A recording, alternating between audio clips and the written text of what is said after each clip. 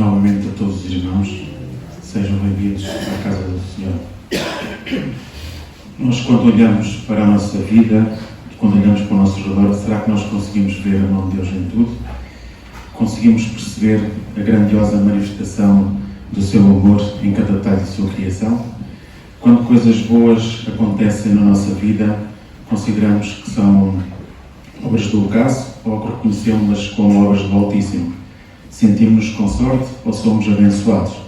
Provérbios 16:9 diz-nos: o coração do homem planeia o seu caminho, mas o Senhor lhe dirige os passos. Nós somos limitados tanto no conhecimento como no poder. Não sabemos nem podemos todas as coisas. Traçamos planos, mas nem sempre podemos executá-los. Estabelecemos metas, mas nem sempre as atingimos. Almejamos coisas, mas nem sempre as alcançamos. Na verdade, estabelecemos planos, mas quem dirige a nossa vida é Deus. O ser humano e o seu coração planeiam o seu caminho, mas é o Senhor quem determina os nossos passos. A atitude mais sensata é submetermos os nossos planos a Deus, ou melhor, procurar o conhecimento da santa, perfeita e agradável vontade de Deus para a nossa vida. A direção de Deus é sempre melhor que a nossa, porque Ele conhece as dobras do futuro e tem todo o poder para nos conduzir ao triunfo, mesmo através das grandes dificuldades da nossa vida.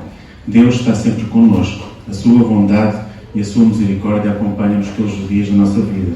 O Senhor toma-nos pela mão, guia-nos com o seu conselho eterno, recebendo-nos em sua glória. A sua direção é sábia e segura e jamais nos desvia da rota da santidade, pois as suas veredas são caminhos de justiça. Quando Deus caminha connosco, marchamos firmes rumo à glória. Deuteronômio 31:6 diz-nos: esforçai-vos e animai-vos. Não temais, nem vos espantei diante deles, porque o Senhor teu Deus é quem vai contigo, não te deixará nem te desamparará. Salmo 46:1-3. Deus é o nosso refúgio e fortaleza, socorro bem presente na angústia.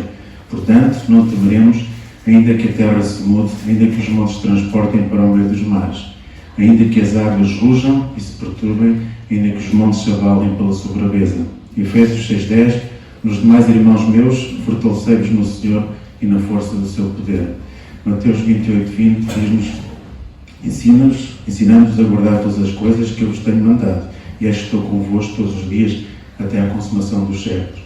Amém. Rendemos louvores em gratidão a tudo que o nosso Pai Celestial, o seu Filho, tem feito por nós. A minha alma vai cantar a Ti, Senhor, enquanto meditar no Teu amor, eu sempre hei de rogar, mais perto quero estar, meu Deus, de Ti.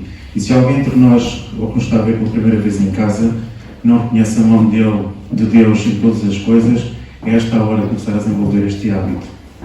Agradecemos em oração cada manhã pela nova oportunidade que Ele nos dá de recomeçarmos. Que procuremos identificar durante o dia cada bênção recebida e agradecemos imediatamente delas.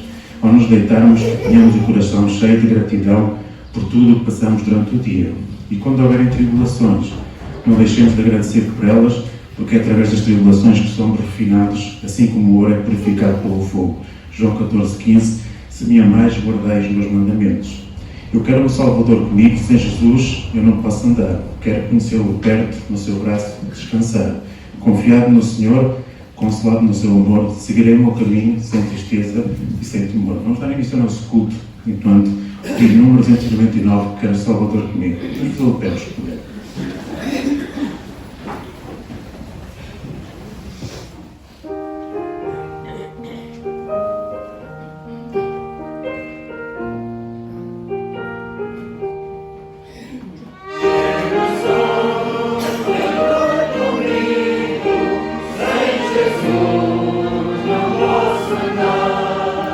Quero conhecer o perto, no seu braço.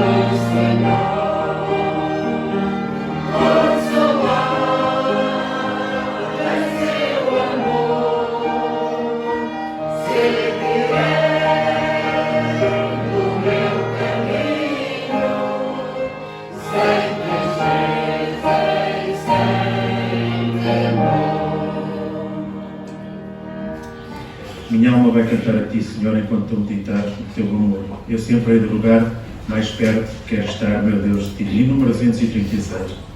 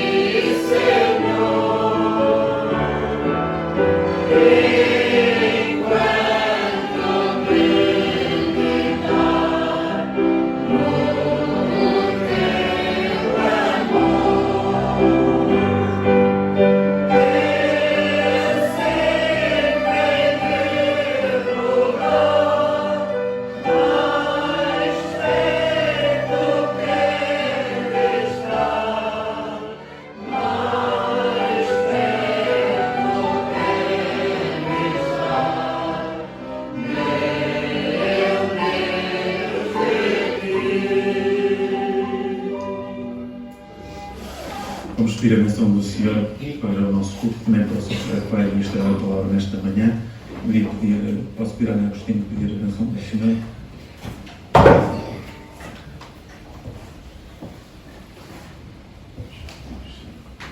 Pai, obrigada pelo que nos estás a dar. Obrigada por mais uma vez colocar nos nossos corações e irmos até à tua casa de oração. Obrigada também pela primeira reunião que já tivemos, onde podemos ter agradecido pelo sacrifício na cruz de Calvário de cada um de nós. Também te quero pedir agora por este culto, tudo que se vai realizar em teu nome, possa ser tudo para honra e glória. Também quero pedir pelos irmãos que faltam, por sabes os motivos, e por aqueles também que estão doentes. Vai ser com eles e fortalece-os. Também quero pedir pelo pregador que vai pegar a tua palavra esta manhã e que ela venha de encontro aos nossos corações e que possamos sair daqui cheios da tua palavra e que possamos tê-la na nossa vida todos os dias e lembrarmos daquilo que ouvimos. Eu te peço e agradeço em nome do Senhor Jesus. Podem deitar-se, por favor. De anúncios temos os pedidos de oração, que o Abel deve estar a projetar neste momento. Continuemos a orar pelo estabelecimento da saúde dos nossos irmãos que estão enfermos. Se Deus não puder, nós não sabemos qual é a vontade do Pai, só Deus sabe, um dia vamos perceber, mas se Deus não for vontade de Deus curar, pelo menos que atenuou o sofrimento de alguns dos nossos irmãos. Oremos também pelos nossos irmãos que não podem estar connosco nesta manhã. Também queria partilhar um pedido de oração enviado pela irmã Luísa do grupo Cristo é Resposta. Por favor, orem por nós, não podemos ficar neste sítio mais. Tínhamos autorização para outro local e quando já nos estávamos a mudar, veio a polícia dizer que não podíamos ficar. Voltamos para o mesmo sítio, mas também temos que sair dali. Hoje fomos a um sítio que nos tinham dito que queriam decidir se podíamos ficar, mas não decidiram nada. E no meio disto tudo, um dos nossos caminhões deu o berro. Um motor com mais de 35 anos disse chega. E agora estamos a tentar encontrar um motor porque não podemos comprar um caminhão. Encontrei um motor mais barato em Portugal. Orem por nós para que resulte. Sabemos que juntos oramos, vamos ver a glória de Deus. Obrigado. Também gostaria de partilhar o mail que o irmão Cláudio nos mandou ao Abel. Gostava de partilhar também. No sábado, dia 8 de julho, às 15h30, terá uma reunião especial em Leiria. Entretanto, os nossos irmãos que se reúnem lá só vão alugar um espaço maior caso tenham confirmação dos irmãos das igrejas da Zona de Coimbra e de outras zonas que poderão ir. E estará connosco o irmão do Dr. Adolfo Barreiro, médico de família da cidade de Curitiba, do Brasil, que também é um presbítero das igrejas de lá. No final do culto, sei que está em cima da hora, mas no final do culto, se possível, quem quiser ir, pedia que transmitisse ao Abel para o Abel poder informar o irmão Cláudio, para assim, porque terá dependente do número de irmãos que vão ou não, o alugar um espaço maior ou não. Consoante os irmãos que forem, eles terão que alugar um espaço para arrendar, senão os alugados matam. Arrendar um espaço maior. Está bem? E de anúncios, acho que não vejo nenhum. Se algum irmão tem mais algum anúncio. O coral também vai estar presente nesta reunião na Leiria. Não sei se há mais algum anúncio, não sei se há mais alguém que tem mais um anúncio. Não. Okay. Jesus disse-nos que nós teríamos aflições neste mundo, uns de uma maneira, outros de outra, mas é a nossa atitude que determina o tipo de vida que iremos ter. Acontecem muitas coisas, por vezes devastadoras na nossa vida, que nos deixam com receio e deixamos de acreditar que alguma coisa de bom nos possa acontecer. E quando começamos a estudar a palavra e a confiar em Deus para nos restaurar, uma das primeiras coisas que Ele nos mostra é que temos de ter uma atitude positiva perante a vida, apesar de todas as nossas circunstâncias. Acredito que quando mantemos uma atitude positiva, Deus até faz, mesmo as coisas que o inimigo planeia para o nosso mal, trabalharem para o bem. E não somente para o nosso bem, mas também para o bem de muitas pessoas. A nossa própria vida é um exemplo perfeito. E quando decidimos reagir diante das nossas circunstâncias com uma atitude negativa, como um ato de autocompaixão, o ressentimento ou a amargura, estamos a dificultar o que Deus pretende fazer na nossa vida. e priva-nos de alcançar o nosso potencial completo. Provérbios 23:7 diz-nos: porque como imagina a sua alma, assim ele é. Ele te diz, come e bebe, mas o seu coração não está contigo. Como o homem pensa com o seu coração, assim ele é. E se eu não quiser gastar o resto da minha vida sendo negativo e infeliz, terei de pensar positivamente, mesmo quando as coisas ao meu redor me parecem negativas. Recordo-nos dos 12 homens que Moisés enviou como espiões a Canaã. 10 voltaram com um relatório negativo e 2, Josué e Caleb, com um relatório positivo. Os 10 com um relatório negativo falaram com Moisés e com a restante congregação sobre as cidades grandes, fortificadas e sobre os gigantes fortes que viviam lá. Eles disseram: não podemos subir contra aquele povo Canaã, porque é mais forte do que nós. Números 13:31. O efeito das palavras negativas destes 10 homens foi impressionante. E baseado nos seus relatórios negativos, Israel recusou sair e deste modo perderam as promessas de Deus. Na nossa caminhada, uma atitude negativa pode nos privar de perceber as promessas de Deus para a nossa vida, pois priva-nos de mover em frente com fé. As duas pessoas que tinham visto a terra prometida e não se incluíram na geração que jamais a veriam, eram os 2 espiões, Josué e Caleb, que tiveram um relatório positivo. Apesar de terem visto as mesmas coisas que os outros 10 espiões viram, eles disseram: subamos e possamos a terra, porque certamente prevaleceremos contra ela. Números 13:30. Estes 2 homens tiveram uma perspectiva diferente. Uma atitude positiva é o resultado de nos focarmos no que é certo, em Deus. E quando nos focamos num problema, em vez de nos focarmos em Deus, perdemos a sua perspectiva da nossa situação. Como é que Deus quer que respondamos às nossas circunstâncias difíceis? Ele não quer que os ignoremos ou neguemos a sua existência. Ele somente quer que reconhecemos que Ele é maior que as nossas circunstâncias. Não são as nossas circunstâncias que nos fazem miseráveis, é a nossa atitude perante elas. Não importa que tipo de gigantes estamos a enfrentar. A verdade é que 1 João 4:4: filhinhos, vós sois de Deus e tendes vencido os falsos profetas, porque maior é aquele que está em vós do que aquele que está no mundo. Aprendi a escolher uma atitude positiva baseada na fé e comecei a confiar em Deus em vez de me preocupar o tempo todo. E quando mantemos os nossos olhos em Deus, em vez dos gigantes com que nos paramos na nossa vida, olhamos para as vicissitudes com uma nova perspectiva e podemos desfrutar a nossa vida enquanto confiamos positivamente nele para cuidar das nossas circunstâncias. Se está aqui alguém a passar por alguma tribulação, seja o que for com que estás a lidar, quero encorajar-te a pedir a Deus a graça para te manter uma atitude positiva em todo o teu caminho. Isto não irá somente te ajudar a manter a perspectiva de Deus e a desfrutar da tua vida, mas também irá fazer de ti uma bênção para as pessoas ao teu redor. Se permitires a Deus, Ele irá usar até mesmo os teus problemas para criar um testemunho do seu poder e da sua bondade. Porque Ele é o Deus que fez a terra, todos os mares, o sol e o entardecer. Ele é o Deus do pó que fez o homem e no universo tem todo o poder.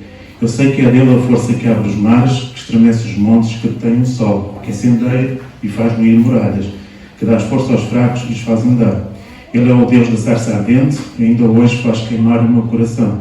Sim, por toda a eternidade, Ele é o Senhor, o soberano. Por mais voltas que dê o mundo, onde quer que esteja, quero-me lembrar que este Deus, o Criador de tudo, é quem me dirige e me faz cantar. Ele é quem repreende os ventos, como a palavra faz calar o mar. Ele é o Deus que faz da água vinho e seu poder os mortos pode levantar. Ele é quem faz os cegos tenham vista, faz que os aleijados possam assim andar. Vidas velhas transformadas em novas, toda a ansiedade libertar. Ele é a luz que com o seu brilho vai alcançar o meu pobre coração. Ele é quem venceu a morte por sua cruz me deu vitória. Por mais voltas que o mundo não quer que esteja, quero então me lembrar que Jesus, meu Redentor amado, é quem me dirige e me faz cantar. Vamos ter uma participação da Escola Dominical. Queria que chegasse à frente, se faz favor.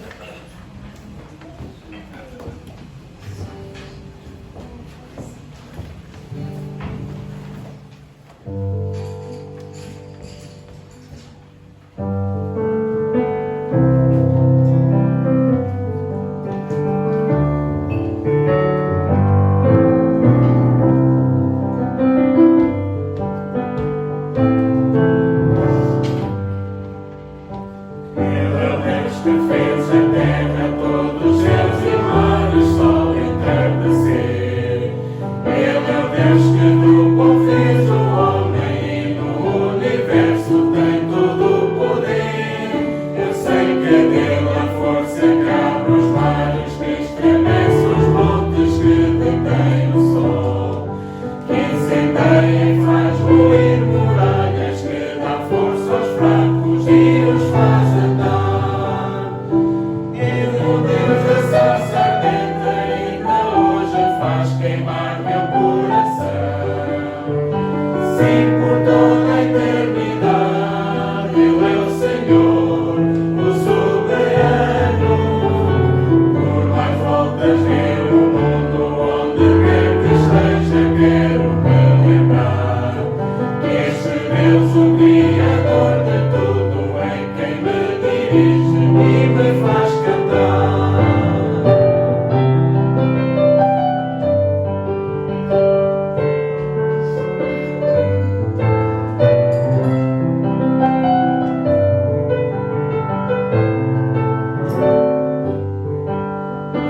Ele é quem repreende os ventos com uma palavra, faz calar o mar.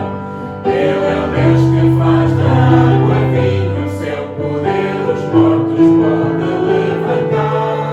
Ele é quem faz que os cegos tenham vista, faz que aleijados possam se andar. Vidas velhas transformando em novas, de toda a ansiedade pode libertar. Ele é luz que com seu brilho veio alcançar meu pobre coração. Ele é quem venceu a morte por sua cruz, me deu vitória. Mais voltas ver o mundo, onde quer que esteja, quero me lembrar que Jesus, meu Redentor amado, é quem me dirige e me faz cantar.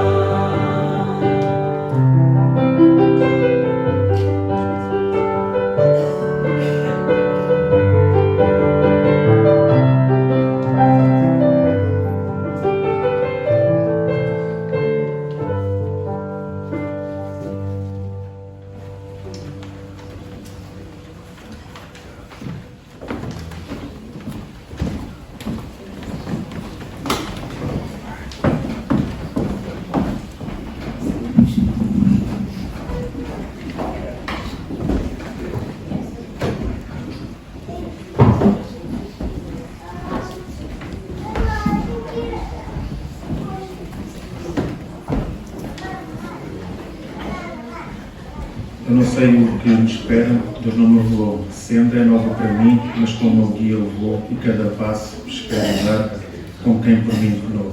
Ainda antes de ouvirmos a palavra que Deus tem para nós esta manhã, vamos cantar o hino número 346, onde Ele guia, e vamos aproveitar para levantar as nossas ofertas para a obra do Senhor. Se alguém se uma música para nós, não sei que quantos ajuda a contribuir. Vamos então cantar o hino do nosso Senhor de Lutero, se puder.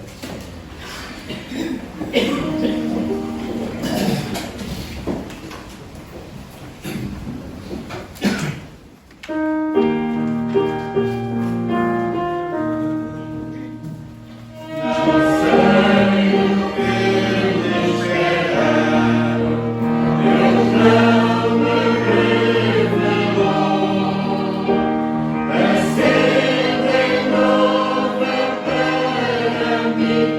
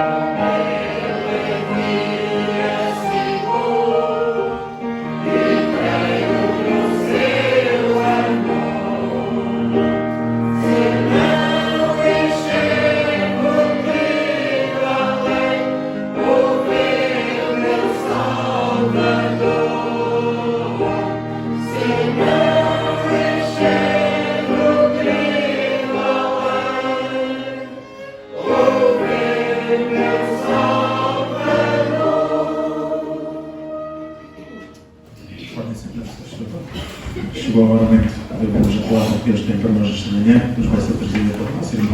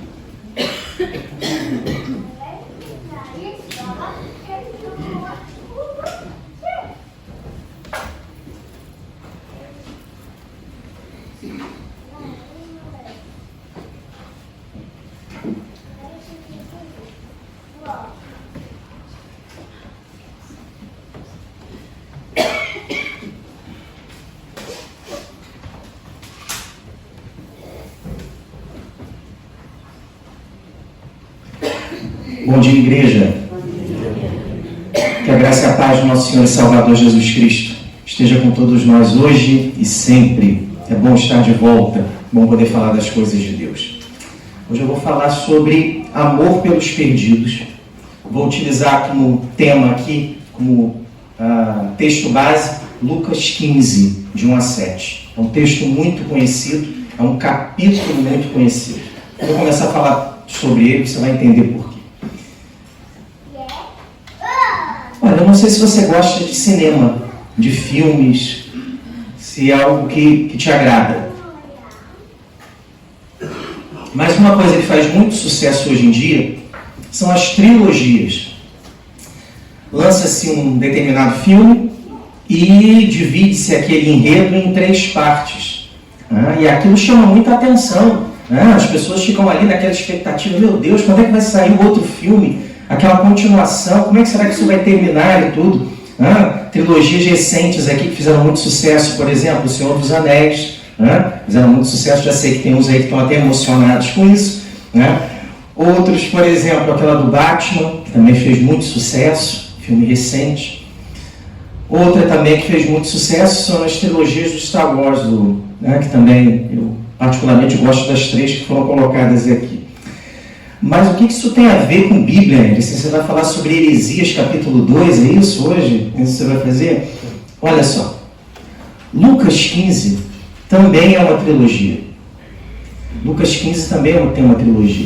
Deus sabe do sucesso das trilogias e antes do cinema ser criado, Ele já estabeleceu uma trilogia aqui em Lucas capítulo 15, com 3 exemplos importantíssimos, 3 parábolas que são muito, muito especiais, Essa trilogia que Deus estabeleceu ali é para você realmente apreciar como se fosse um filme, para que essa trilogia possa ensinar algo, trazer algo de Deus para a tua vida. E são 3 filmes, olha, primeiro é Ovelha Perdida, que é o que nós vamos falar hoje. Depois, na sequência, A Moeda Perdida. E por último, para encerrar a trilogia, O Filho Perdido, que é um texto que eu estou devendo para falar há muito tempo. E depois eu vou falar sobre ele aqui na nossa sequência. Repetição. 3 histórias. Por que Deus faz isso?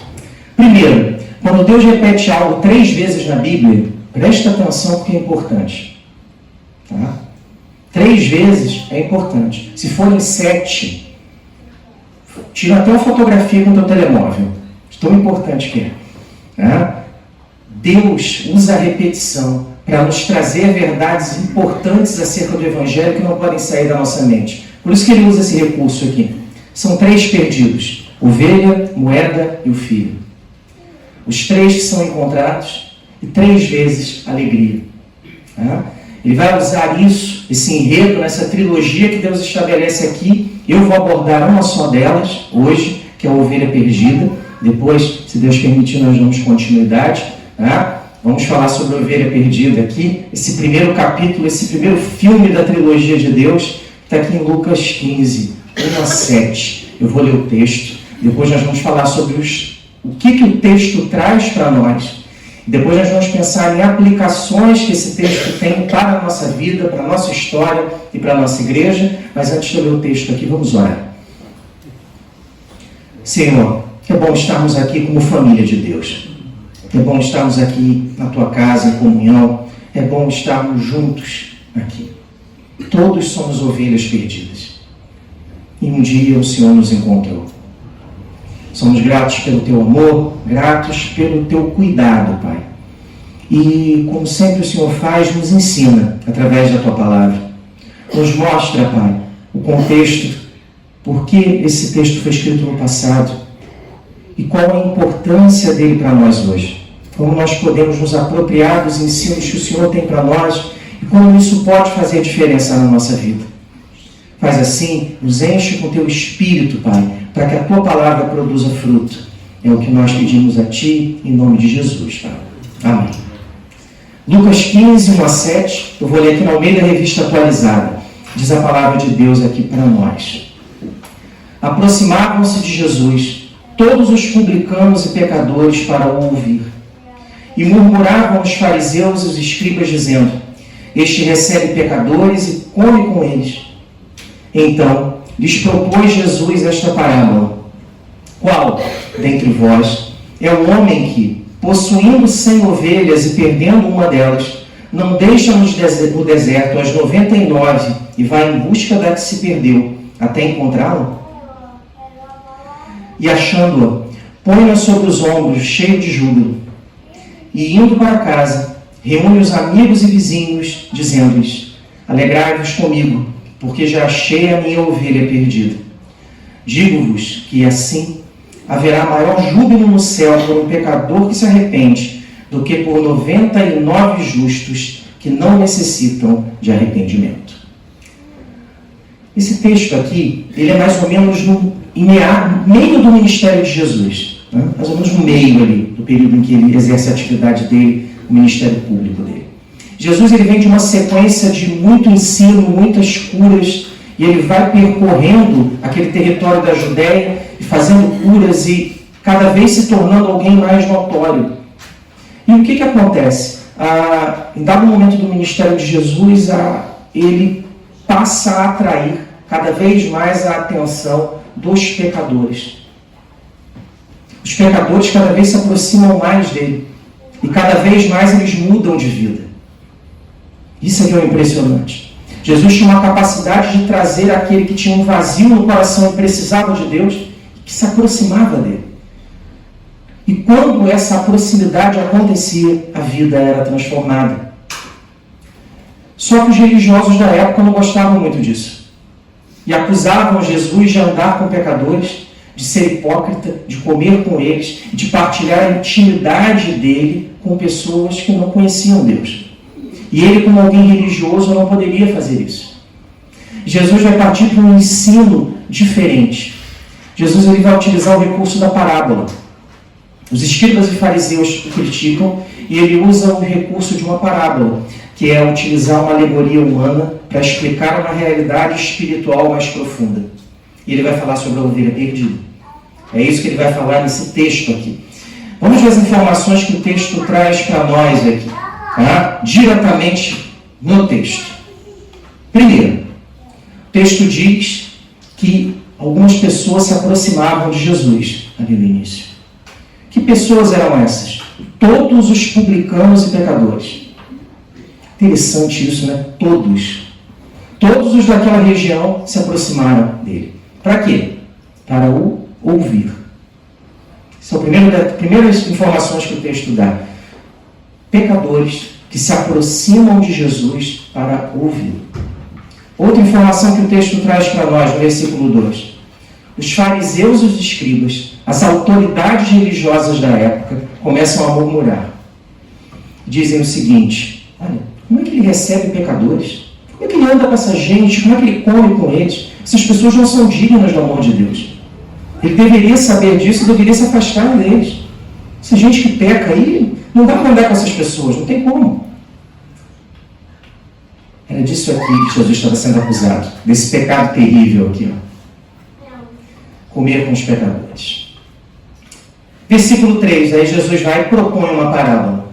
Jesus vai falar de uma realidade espiritual profunda, usando algo do dia a dia que eles conheciam, algo que era comum daquela realidade. Provavelmente no local onde Jesus estava, nós não temos certeza porque o texto não diz isso, era um local onde havia um trânsito constante de animais para finalidade de pastoreio. E passavam muitos pastores ali, muito rebanho, muitos animais, muitos rebanhos. Jesus sabe daquilo e ele vai usar aquilo que é a realidade daquelas pessoas para ilustrar algo. Provavelmente, se Jesus tivesse exercido o ministério dele em Coimbra hoje, ele utilizaria algo relacionado à universidade, que seria algo comum na nossa realidade, no nosso dia a dia. Esse era o método que ele utilizava, ele trazia a realidade, o evangelho para a realidade das pessoas. Versículo 4. E aí ele diz o seguinte: olha, vocês estão acostumados a ver o trânsito de animais por aqui, os pastores guiando as ovelhas. Se por um acaso um pastor que tem 100 ovelhas perdesse uma delas, o que ele faria? Ele faria a seguinte conta: olha, eu tenho 99, uma se perdeu, uma pena. Ele diz, não, vocês sabem que não é assim. Quando ele perde, ele vai, deixa as 99 e vai atrás da que se perdeu. A ovelha não volta para ele. Ele é que vai atrás da ovelha. E ele procura até encontrá-la. Viva ou morta. Mas ele vai atrás da ovelha até encontrá-la. E no texto aqui, fala que ele a encontra. Só que o mais interessante aqui é que quando fala da ovelha perdida, a palavra que é utilizada é uma palavra que significa alguém que caminha para a destruição, para a perda completa. O que Jesus diz aqui é o seguinte: a ovelha perdida caminha para a destruição. E é por isso que eu vou atrás dela. Quem não está com Jesus, caminha para a perdição. Caminha para a destruição. Versículo, aliás, a figura aqui, do pastor que tenta alcançar a ovelha que se perdeu, que está correndo um grande perigo, um perigo de se perder mesmo, de ser destruída. Versículo 5. O texto diz mais: a ovelha perdida é encontrada. E quando ela é encontrada, o texto diz que o pastor coloca ela nos ombros, cheio de júbilo, cheio de alegria. É mais ou menos isso aqui. Olha, Anderson, mas esse pastor que você colocou, ele não está cheio de júbilo, não. Ele está meio carrancudo, é isso mesmo? Olha, foi a melhor imagem que eu achei com as ovelhinhas lá atrás. Realmente ele não está muito animado, não. Acho que ele está com pouco júbilo, tá? Mas não é o caso de Jesus. Jesus, quando encontra a ovelha perdida, ele a coloca nos ombros, como um sinal de carinho, de proteção, e ele volta cheio de júbilo. O que mais que o texto diz para nós? Você repara numa coisa, deixa eu parar para detalhar. Repara como a gente conhece esse texto muito. Esse capítulo é um dos mais conhecidos do Novo Testamento. Olha quanto detalhe nós não prestamos atenção. É muita coisa. E 7 versículos. Olha quanta coisa. Versículo 6. Diz que o pastor pega essa ovelha, coloca no ombro e leva para casa. E indo para casa, ele faz uma festa. Reúne os amigos e vizinhos, dizendo-lhes: alegrai-vos comigo. Alegria coletiva. Fiquem felizes comigo. Porque já achei quem? A minha ovelha perdida. A minha ovelha perdida. Ela foi encontrada e isso é motivo de alegria. Versículo 7. Jesus diz que haverá maior júbilo no céu por um pecador que se arrepende, por uma ovelha perdida que volta para a casa do Pai, do que por 99 justos que não necessitam de arrependimento. Deus fala da alegria da salvação, do reencontro, do cuidado de Deus, da volta daquele filho, daquela ovelha que havia se perdido. Tá bom, Anderson, mas agora como é que eu aplico esse texto na minha vida? Eu gostei, achei muito bonito, já conhecia, gostei ainda mais, menos do pastor que não estava muito animado com a ovelha. Mas olha só, como é que esse texto se aplica à minha vida e à tua vida? Por que Jesus usa essa parábola? O que ele quis dizer com isso? Então, vamos lá. Você é fariseu? Às vezes, né? Publicano? Pastor? Ovelha perdida? Quem você é nesse texto? Nenhum deles.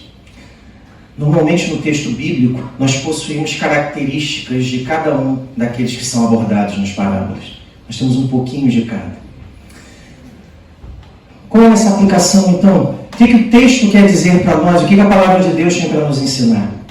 Primeira coisa que o texto diz para nós: aproxime-se de Jesus e ouça. Faça como os publicanos e os pecadores daquela época. Se aproxime dele, mas se aproxime para ouvir.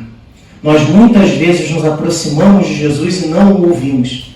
Nós nos aproximamos, abraçamos ele e falamos aqui, ó, ele é meu amigo, ele está comigo e tal. Só que o que Jesus diz é o seguinte: quem é meu, faz aquilo que eu mando. Quem é meu, muda de vida. Quem é meu, me obedece. Então ande com Jesus e ouça o que ele tem a dizer. Preste atenção nele, no jeito dele, como ele fala, como ele se comporta, como ele vive, como ele diz que a vida deve ser vivida.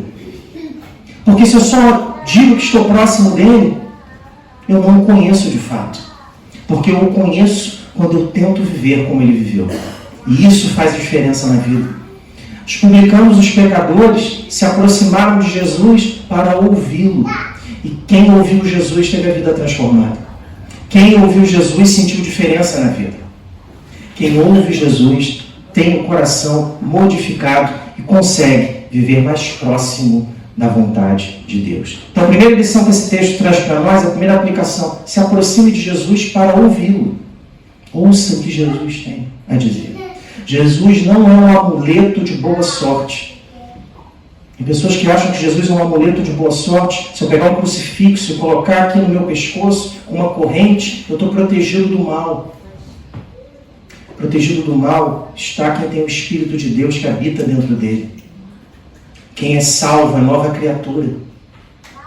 E mesmo assim os problemas acontecem. Mas o grande problema é que a perda da alma, isso não acontece mais. Então, aproxime-se dele, ouça o que ele tem a dizer. Segunda lição, segunda aplicação que esse texto traz para nós: isso como igreja para nós é triste, como religiosos. Não atrapalhe quem quer se aproximar de Jesus. Não faz isso não. Não atrapalhe. A nossa missão como cristãos é ajudar, mostrar o caminho para Cristo. Se você não puder fazer isso, ou em algumas situações até nós não queremos, o mais estranho que possa parecer, não atrapalhe. Tem gente que atrapalha o Evangelho. A igreja às vezes atrapalha o Evangelho. Olha que loucura. Olha o que o versículo 2 aqui diz. Os fariseus e os publicanos, que eram mal vistos pela sociedade, por quê? Tá? Porque os fariseus basicamente eram considerados hipócritas porque eles diziam que cumpriam a lei integralmente e mostravam para os homens um caminho que eles não cumpriam. Nós às vezes como igreja fazemos isso. Nós dizemos que seguimos a Cristo, que conhecemos o Evangelho, que somos dele, somos filhos, aí na hora nós não fazemos. Quando chega o momento de eu mostrar que eu sou de Cristo, eu falo assim: agora é o momento, lembre-se, mostra que você é cristão. Faz aquilo que ninguém espera que vai ser feito. Faz diferente. Se Jesus estivesse aqui, o que ele faria? Aí eu penso e falo assim: o Senhor faria isso. Ah, mas eu não quero fazer não. Vou fazer do meu jeito. Por isso que os fariseus eram mal vistos. E os escribas também eram mal vistos, porque viviam nesse meio, nessa, vamos dizer assim, nessa religiosidade hipócrita. Eles são os que murmuram e dizem: olha só, como é que Jesus recebe pecadores e come com eles? Essas pessoas não são dignas de Deus e nem de receber a salvação. Dignos somos nós, que nós somos muito bons. Você já viu alguém distante de Deus e você fala assim: nossa, que coisa horrível, ainda bem que eu não sou assim porque eu sou de Jesus, ai que maravilha. É verdade. Mas quando nós temos uma visão, não de misericórdia, mas uma visão de superioridade com relação às pessoas, é um pouco complicado. Isso é o que os escribas e fariseus fizeram aqui. E é por isso, quando Jesus vê isso, é que Jesus vai utilizar a parábola. Jesus vai mostrar para eles uma realidade importante acerca do Evangelho. E por favor, não atrapalhe. Não atrapalhe. Eu estou aqui, nós estamos aqui há quase 6 anos, bem distantes da nossa casa. E eu tenho uma coisa com Deus que é a seguinte, eu falo para Deus o tempo todo, se for para eu atrapalhar, me tira daqui, me manda de volta para o Brasil. Eu não quero atrapalhar. Não posso atrapalhar, porque se eu atrapalhar, eu vou ser cobrado por isso. E você também. Não atrapalhe, não faça isso. Ajude a quem quer se aproximar de Jesus. Terceira lição. A terceira lição é que Jesus vai atrás da ovelha perdida. Jesus vai atrás dela. Ele vai atrás daquela ovelha que precisa. Olha só, Jesus dá um exemplo. Qual dentre vós, vocês conhecem como funciona a questão dos animais, do pastoreio, do cuidado aqui na região? Qual de vós é o homem que, possuindo 100 ovelhas, que se perdeu uma, ele não as deixa em separado lá no deserto e vai atrás da perdida, até encontrá-la? Jesus vai atrás de quem se perde. E Ele usa para alcançar o perdido a tua vida e a minha. Ele usa os teus olhos para que você enxergue quem precisa, as tuas mãos e o teu abraço para alcançar quem precisa de Deus. Deus não precisa de nós, mas Ele nos usa porque Ele quer que nós sejamos participantes da graça e do cuidado dEle. E essa é a missão da igreja, essa é a missão do crente, é ser o Jesus visível, é andar com Ele, se comportar com Ele, viver com Ele. E nós falhamos nisso. Nós falhamos nisso. Às vezes nós nos olhamos e nos vemos aqui no texto, nós temos mais jeitinho de fariseu ou de escriba em alguns momentos do que de Jesus aqui na parábola. E nós precisamos ter um coração vigilante com isso. Deus vai atrás da ovelha perdida e a igreja participa disso. E a igreja precisa ter amor pelos perdidos, que é o tema daqui do texto. A igreja precisa amar aqueles que precisam de Jesus para alcançá-los. Quarta lição que esse texto traz para nós é que Jesus cuida dessa ovelha perdida e se alegra ao encontrá-la. Diz que ele a encontra, põe sobre os ombros, feliz, vai para casa, faz uma festa e comemora porque a ovelha perdida foi achada. Você já ficou feliz quando alguém aceitou o Evangelho? Você tem esse desejo de apresentar Jesus para as outras pessoas? Você sabe que essa é a tua missão nesse mundo, ser embaixador de Cristo, aquele que apresenta Jesus e a loucura da cruz para muitos? Você sabe, tem consciência de que precisa viver assim? Você se alegra com o Evangelho? Você fica feliz quando você joga semente e espera que Cristo faça produzir ali fruto? Essa é a lição aqui do texto, a quarta lição. Jesus cuida da ovelha perdida. Você cuida das ovelhas perdidas? Você se alegra quando elas vêm? Você tem essa preocupação? Isso move o teu coração? Isso move a igreja? Nós somos uma igreja que busca os de fora ou nós nos fechamos? Nós pensamos nos de fora ou só cuidamos dos de dentro? É isso que Jesus nos chama para reflexão.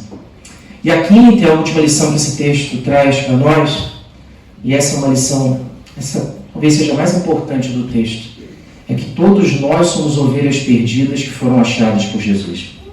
Todos nós somos ovelhas perdidas. Ele veio atrás de nós, Ele nos achou, Ele nos trouxe para perto, Ele nos procurou até que fôssemos encontrados. E quando nós esquecemos disso, nós deixamos de ser cristãos e nos tornamos religiosos.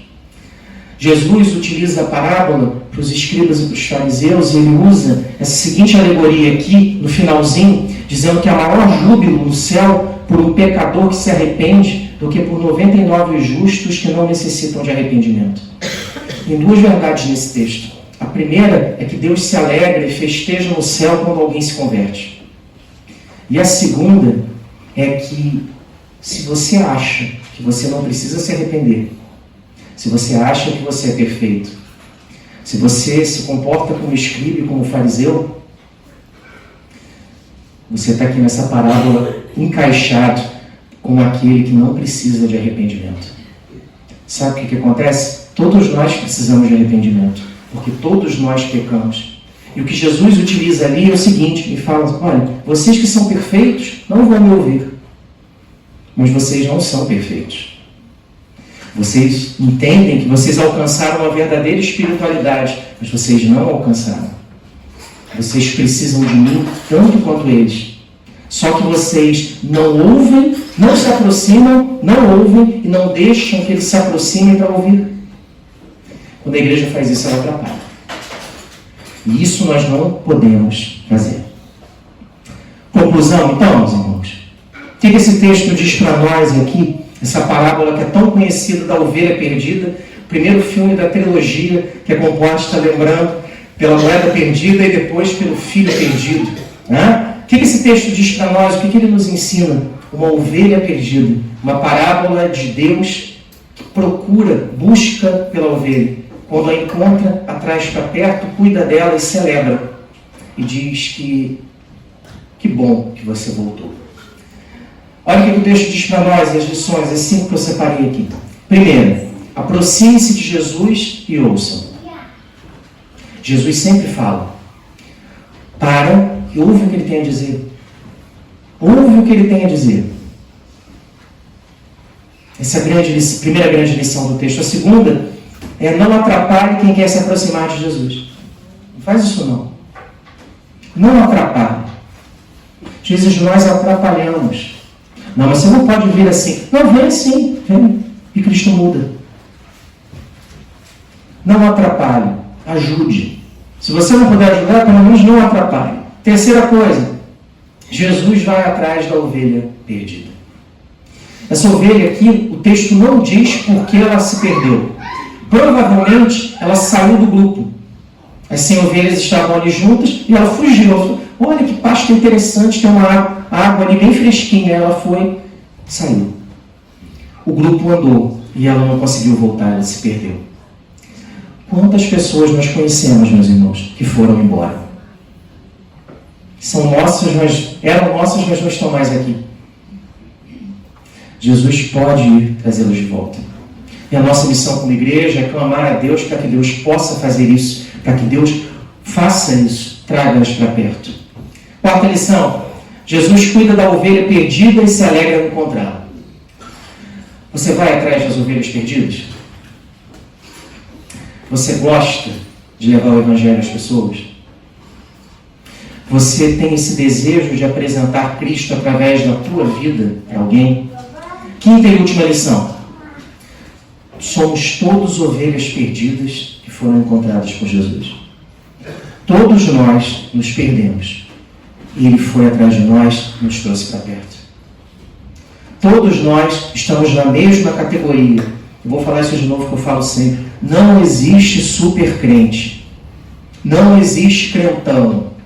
Se você conhece a intimidade de alguém, se você partilha a vida com ele, você vai ver que ele tem os mesmos problemas que você. O que faz diferença é a graça. O que faz diferença é o pastor das ovelhas. O que faz diferença é quando eu não saio de perto dele, quando eu ouço a voz, quando eu sei o caminho que ele aponta e eu vou por ele, eu sigo por ele, porque isso é que faz a diferença, transforma o coração e faz com que nós sejamos servos de Cristo. Você é ovelha perdida, encontrada, fica perto dele, não vai embora não. Que Deus nos abençoe, que Deus cuide de nós e que Deus aplique a verdade do Evangelho aos nossos corações. Se Deus quiser, na continuidade, visitaremos outra sala de cinema para assistir a parte 2 da trilogia. Tá bom? Que Deus nos abençoe, meus irmãos, em nome de Jesus.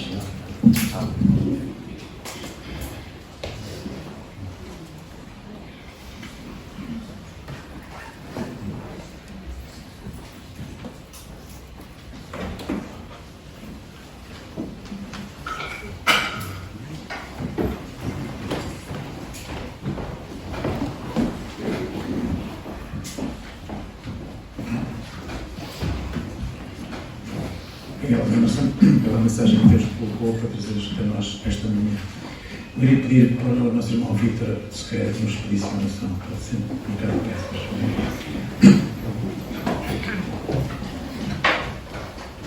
Senhor Deus eterno, nós louvamos o teu nome.